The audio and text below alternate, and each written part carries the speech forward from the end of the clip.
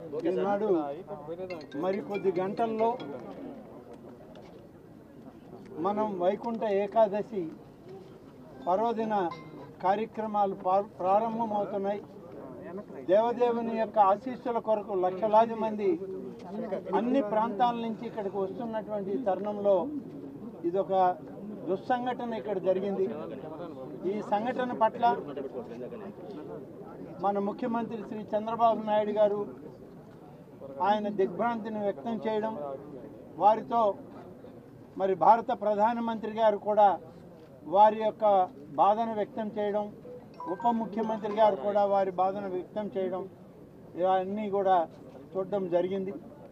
ఈరోజు ఈ సంఘటన ఎలా జరిగింది అనేటువంటిది ఆ విచారణ దాని నివేదికలు తర్వాత పరిశీలన చేయడం జరుగుతుంది. ముందు గాయాల పాలైనటువంటి వ్యక్తులకి మంచి మెరుగైన చికిత్స ఇవ్వాలన్నదే ప్రభుత్వం యొక్క లక్ష్యం. ముఖ్యమంత్రి గారి ఆదేశాలు కూడా అలాగే ఉన్నాయి.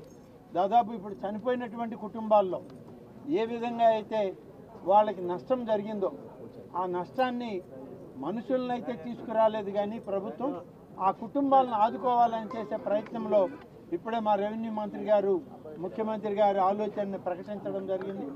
ప్రతి చనిపోయినటువంటి వ్యక్తి కుటుంబానికి 25 లక్షల రూపాయలు ఎక్స్ గ్రేషియా కింద ఆ కుటుంబానికి చేర్చడానికి ఏర్పాట్లు చేయడం జరుగుతుంది. చనిపోయినటువంటి వాళ్ళు పోస్ట్ మార్టం పూర్తి కాగానే వాళ్ళ యొక్క బాడీస్ అన్నీ కూడా అంబులెన్సుల్లో ఒక అధికారిని ఇచ్చి ప్రత్యేకమైన వాహనాల్లో వాళ్ళ ప్రాంతాలకు పంపడం జరుగుతుంది. ఆంధ్రప్రదేశ్ రాష్ట్రంలో ఉన్నటువంటి వీళ్ళందరూ కూడా ఇంచుమించుగా 1-2 జిల్లాల నుంచి విశాఖపట్నం, అనకాపల్లి ఆ ప్రాంతాల నుంచి ఉన్నారు. కాబట్టి ఆ జిల్లా కలెక్టర్లకు కూడా రెవెన్యూ మంత్రి గారు ఆదేశాలు ఇచ్చారు. అక్కడ కూడా ఉండి ఈ కుటుంబాలకి మరి అన్ని విధాలుగా తోడుగా ఉండాలని చెప్పి అక్కడ మా శాసనసభ్యులకి, మంత్రులకి అందరికి కూడా ఇప్పటికే ఆదేశాలు పంపడం జరిగింది.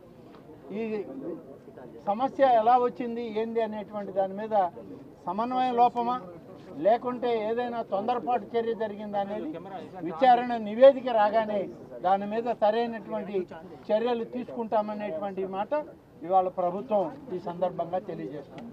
Thank you.